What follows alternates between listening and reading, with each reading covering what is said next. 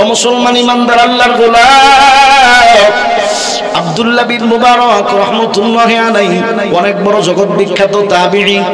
আল্লাহ পাক যেমন তাকে ইলম দিয়েছেন, আব্দুল্লাহ বিন মুবারককে তেমনি আল্লাহ তাআলা ধন সম্পদের মালিকও বানিয়ে দিয়েছেন।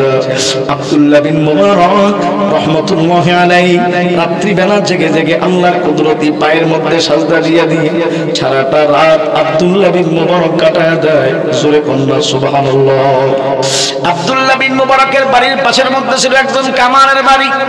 ও মুসলমান ইমানদার আল্লাহর গোলাম, এই কামার প্রচন্ড গরমের কারণে দিনের বেলা কাজ করতে পারে না, রাতের বেলা দা বানায়, কুড়াল বানায়, খন্তি বানায়। এই আব্দুল্লাহ বিন মুবারক রাহমাতুল্লাহি আলাইহির পাশের বাড়ি এই কামার আল্লাহর কাছে দোয়া করে, আল্লাহকে ডাক দিয়া বলে, আল্লাহ তুমি আমাকে গরিব বানাইছো, ও মালিক তুমি আমাকেও যদি আব্দুল্লাহ বিন মুবারকের মতো টাকাওয়ালা বানাইতা, তুমি আমাকেও যদি আব্দুল্লাহ বিন মুবারকের মতো পয়সাওয়ালা বানাইতাও, মালিক আমি তোমার রাত্রি বেলা তাহাজ্জুদ নামাজ পড়ে পড়ে তোমার কুদরতি পায়ের মধ্যে সাজদা দিয়ে দিয়ে রাতটা কাটায় দিতে পারতাম। কিন্তু আল্লাহ আমি তো গরিব মানুষ, আমার সংসার আছে, তা বানাইতে হয়, কুড়াল বানাইতে হয়, এই জন্য রাত্রিবেলা তাহাজ্জুদ নামাজ বেশি করে করতে পারি না রে আল্লাহ। এই জন্য কিয়ামতের ময়দানে তুমি আমাকে কামার কামার বলে ডাক দিও না। ও আল্লাহ, কিয়ামতের ময়দানে তুমি আমাকে তোমার বান্দা বলে ডাক দিও। কোন সুবহানাল্লাহ। মুসলমান ইমানদার কামারের ইন্তেকাল হয়ে গেল। আব্দুল্লাহ বিন মুবারক রাহমাতুল্লাহি আলাইহি তার এক মুরিদ স্বপ্ন যোগে দেখলেন, দেখে আব্দুল্লাহ বিন মুবারক রাহমাতুল্লাহি আলাইহি আল্লাহর জান্নাতের মধ্যে ঘুরে বেড়াইতেছে। আস্তে কোন সুবহানাল্লাহ। আর একটু জোরে বলা যায় না সুবহানাল্লাহ।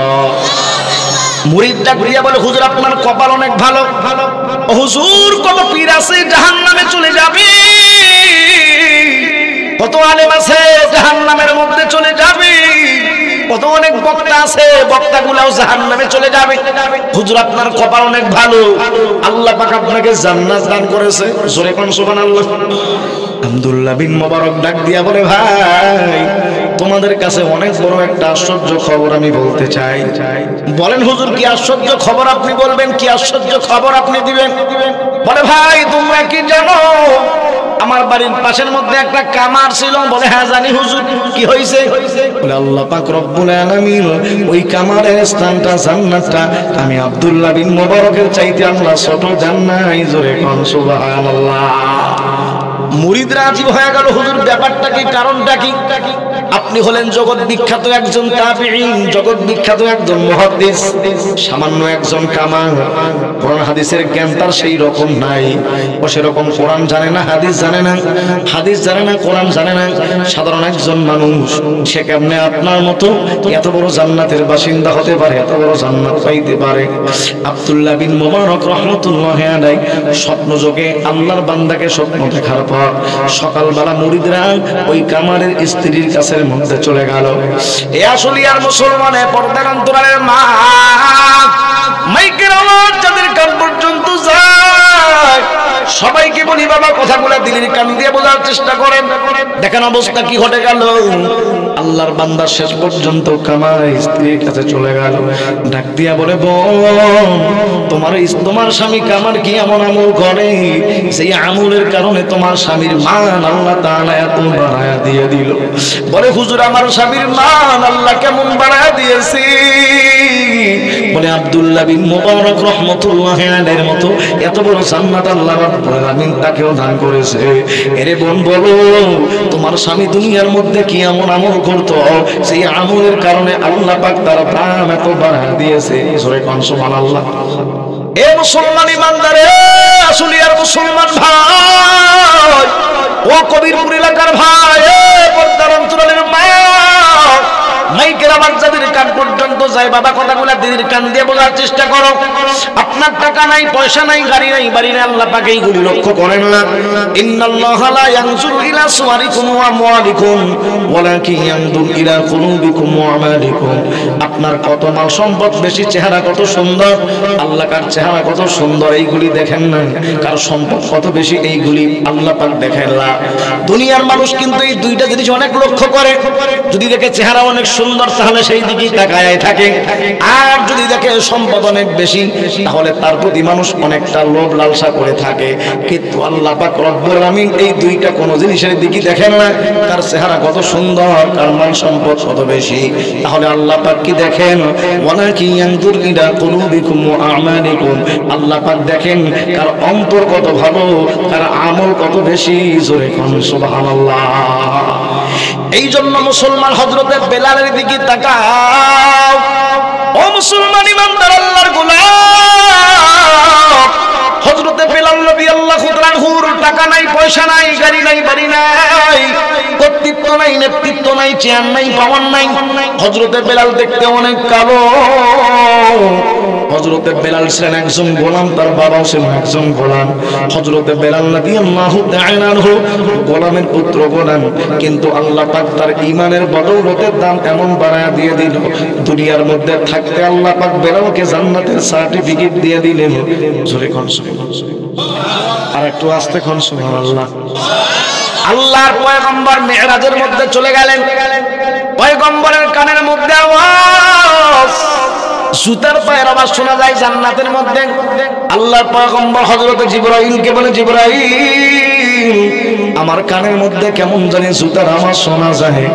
বলে, পয়গম্বর আপনি একটু গভীরভাবে লক্ষ্য করে দেখেন, এটা অন্য কেউ নয়, আপনার বেলালের জুতার পায়ের আওয়াজ।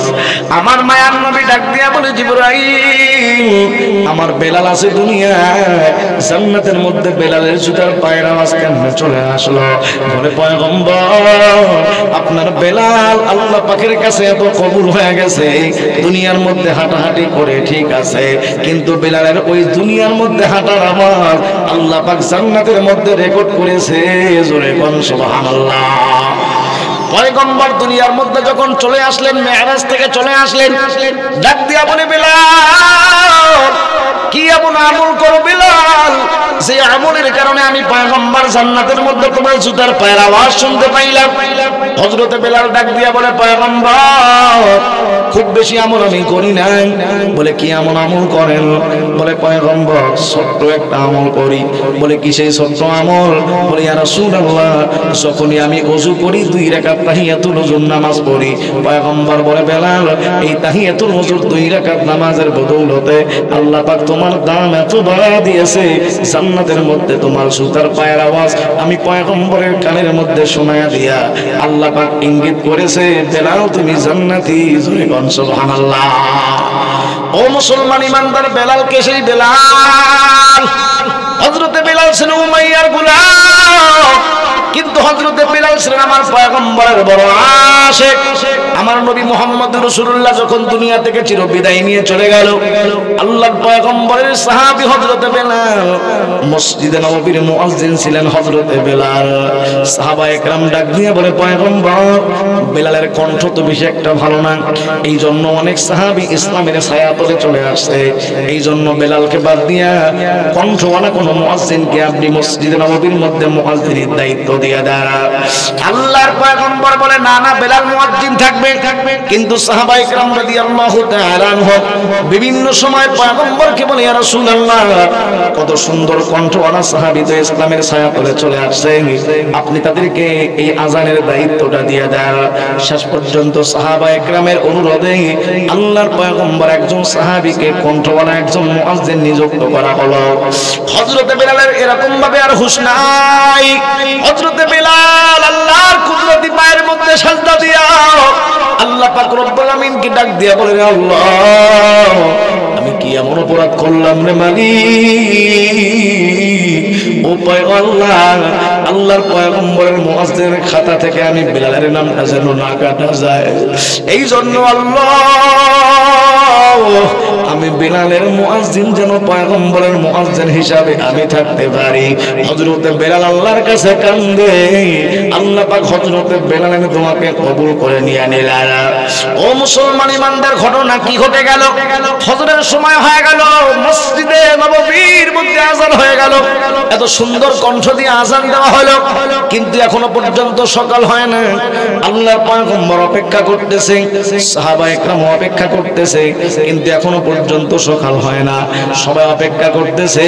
শেষ পর্যন্ত জিবরাইল আমিন আলাইহিস সালাম চলে আসলেন। ডাক দিয়া বলে, পয়গম্বর এখনো পর্যন্ত ফজরের আযান দেন না কেন? আল্লাহর পয়গম্বর বলে, জিবরাইল আযান তো হয়েছে, আরো সুন্দর কণ্ঠ দিয়ে আযান হয়েছে। আল্লাহর পয়গম্বর বলে, জিবরাইল আযান হয় নাই মানে আরো তো আগের চাইতে সুন্দর কণ্ঠ দিয়ে আযান দেওয়া হলো। পয়গম্বরকে জিবরাইল বলে, ইয়া রাসূলুল্লাহ অনেক সুন্দর কণ্ঠ দিয়ে আযান দিলে কি হবে? এই আযান তো আল্লাহর দরবার পর্যন্ত পৌঁছে নাই। এই জন্য আপনি ওই বেলালকে দিয়ে আযান দেন, তাহলে বেলালের আযান আল্লাহর আরশ পর্যন্ত পৌঁছে যায়। কারণ বেলাল আযান দেয় রূহ থেকে, জোরে বলা যায় না সুবহানাল্লাহ। ও মুসলমান ইমানদার, আল্লাহর গোলাম, পর্দার অন্তরালের মা, এলাকার যুবক ভাই, হযরতে বেলাল রাদিয়াল্লাহু তাআলা আনহু পয়গম্বরের কেমন পাগল যেই কথা বলছিলাম। আমার মায়ার নবী দুনিয়া থেকে চিরবিদায় নিয়ে চলে গেল।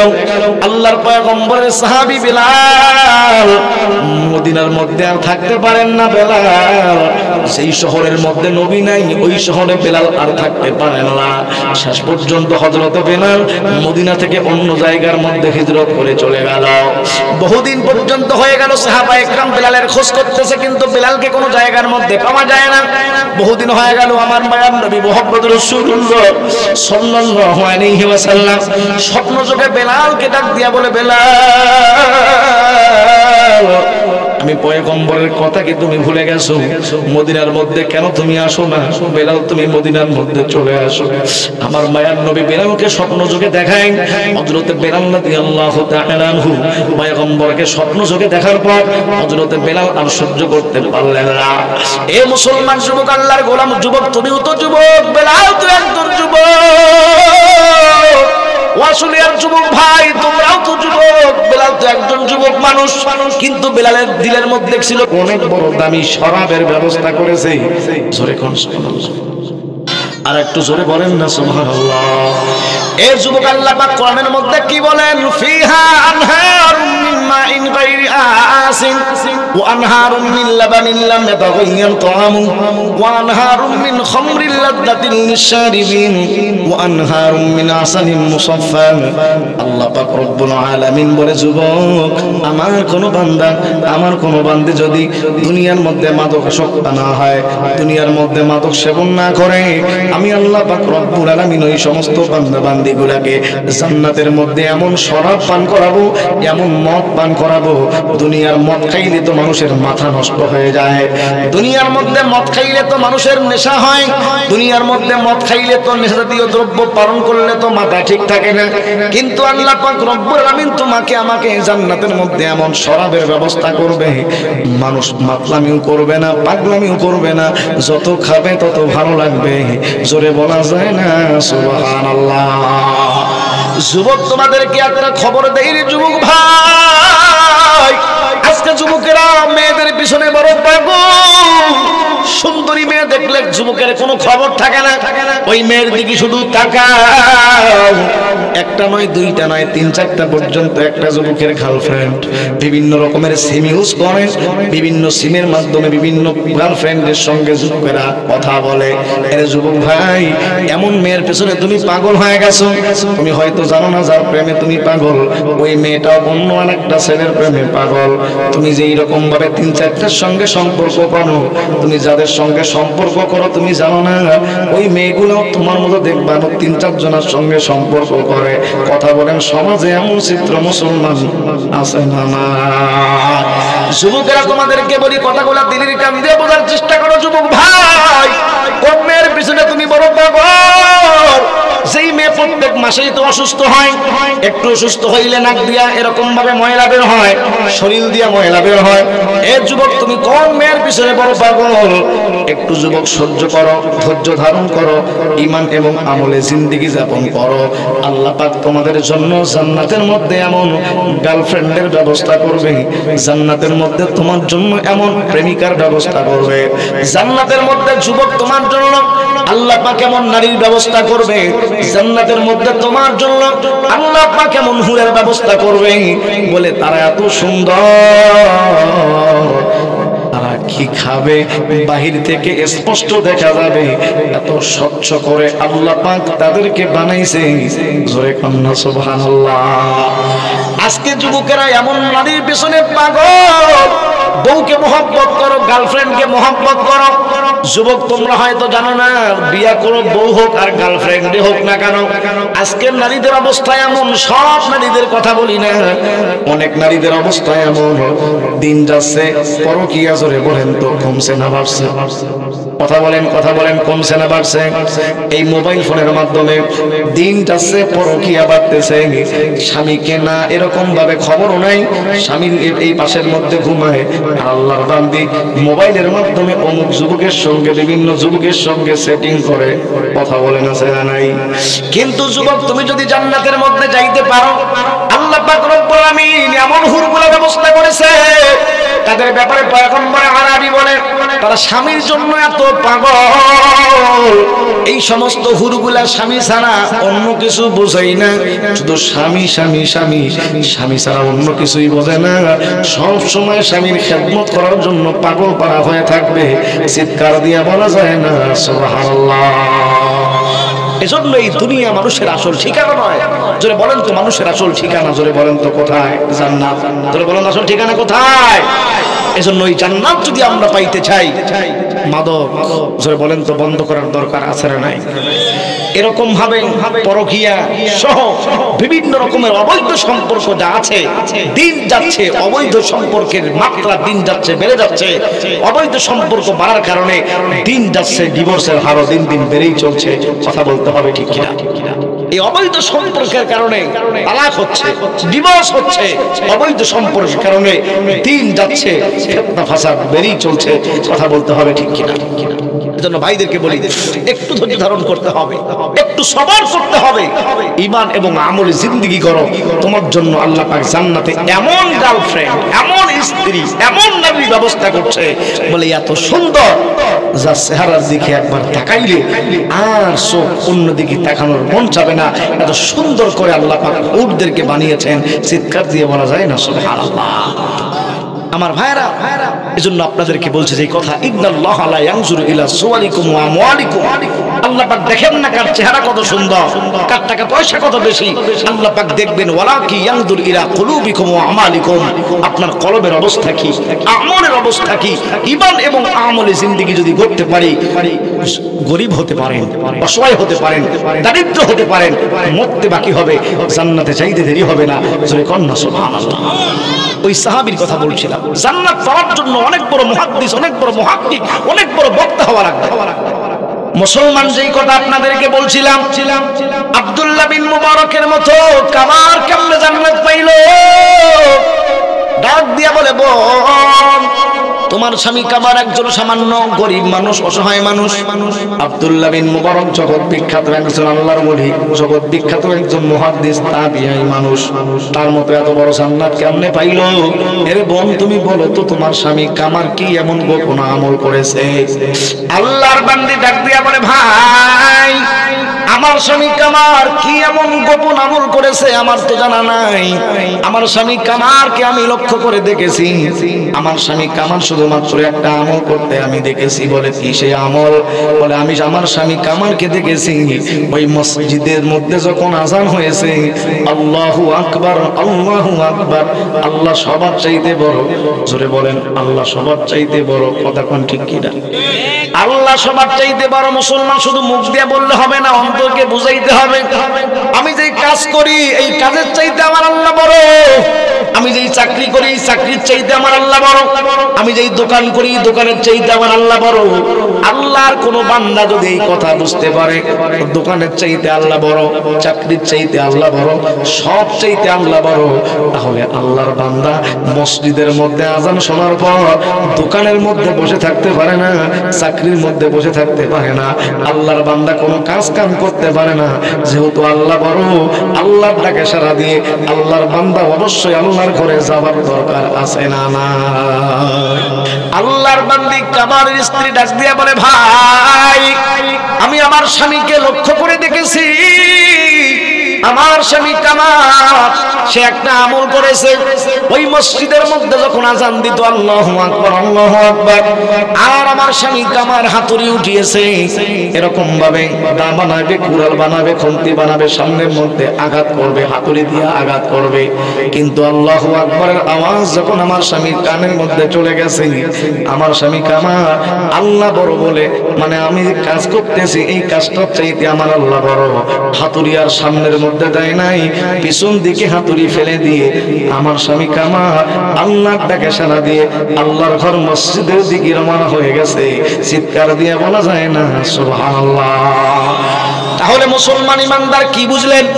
আল্লাহর বান্দা সব সময় মালিকের হুকুমকে প্রাধান্য দেওয়ার কারণে কামার হতে পারে, গরিব হতে পারে, অসহায় হতে পারে, ভ্যান চালক হতে পারে, রিকশা চালক হতে পারে, দিন মজুরি হতে পারে, শ্রমিক হতে পারে, ও মুসলমান গার্মেন্টসের চাকরি করতে পারে, কিন্তু আল্লাহ পাক রব্বুল আমিন বড়, আল্লাহর ডাকে সাড়া দিয়া আল্লাহর কোন বান্দা যখন মালিককে প্রাধান্য দিয়া সামনের মধ্যে আমলের দিকে বাড়বে, আল্লাহ পাক চাকরির মধ্যে বরকত দিবে, ভ্যান চালার মধ্যে বরকত দিয়ে দিবে, অটো চালার মধ্যে বরকত দিবে, আল্লাহ পাক সব জায়গার মধ্যে বরকত দিবে, পাশাপাশি বান্দাকে আল্লাহ পাক জান্নাতের ব্যবস্থা করে দিবে। চিৎকার দিয়ে বলা যায় না সুবহানাল্লাহ। এই জন্য মুসলমান যেই কথা বলার জন্য এতদূর পর্যন্ত চলে আসছি, অনেক কথা বলার ইচ্ছা ছিল, সময় নাই, রাত অনেক গভীর হয়ে গেছে। এ মুসলমান ইমানদার, ওই মা বাবার কপাল কত ভালো, সেই মা বাবার সন্তান কোরআনের হাফেজ হয়, গরিব হতে পারে, অসহায় হতে পারে, যেই কথা বলছিলাম কিয়ামতের ময়দানে হঠাৎ করে একটা জায়গা আলোকিত হয়ে যাবে, সমস্ত হাসরবাসী গুলো আশ্চর্য হয়ে যাবে। কারণটা কি?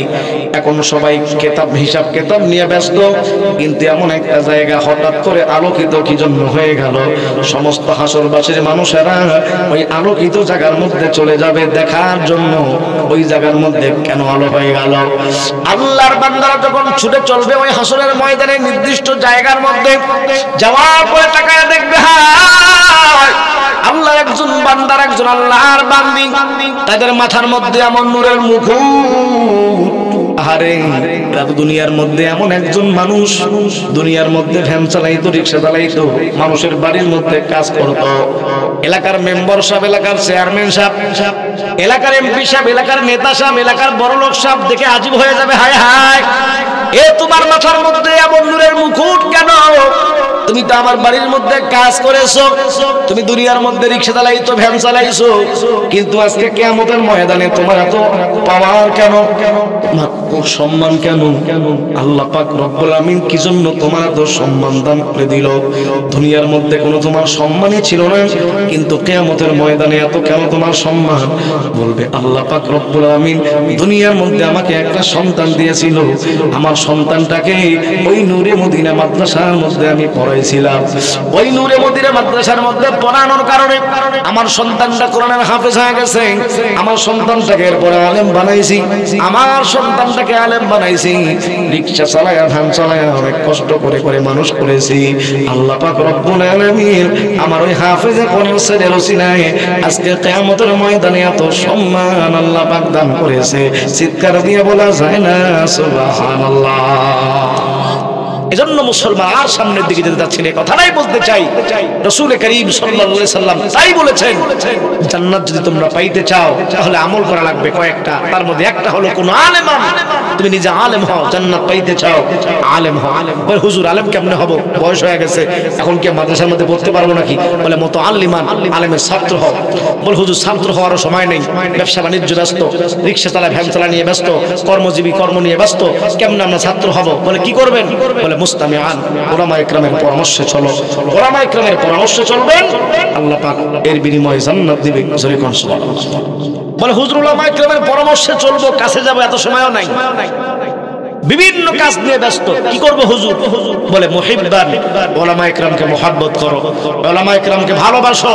আল্লাহর কোন বান্দা যদি উলামায়ে কেরামকে ভালোবাসে, বিনিময়ে মালিক তাকে জান্নাত দিবে। একটু আস্তে কোন সুবহানাল্লাহ, একটু জোরে কোন সুবহানাল্লাহ। ও মুসলমান, একটা হাদিস বলে আজকের মতো আলোচনা শেষ করে দিয়ে দিতেছি। একজন গ্রাম্য সাহাবী আল্লাহর পয়গম্বর মুহাম্মদ রাসূলুল্লাহর কাছে চলে আসলো। আসার পরে ডাক দিয়ে বলল, মাতা তাকুমুস সাআ ইয়া রাসূলুল্লাহ, হুজুর বলেন তো কিয়ামত কবে হবে? আল্লাহর পয়গম্বর সাহাবীর কথা শুনে আজীব হয়ে গেলেন।